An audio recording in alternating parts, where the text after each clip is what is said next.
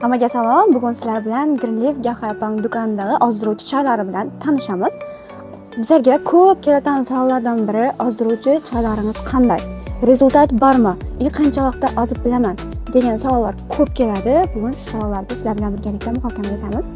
Bu Nilrich Greenleaf korporatsiyasining Nilrich brendining choyi bo'ladi. Bu bizda bir pachkasida ichida 30 dona bo'ladi. Bir donasini kunda 3 mahal ichishlaringiz mumkin.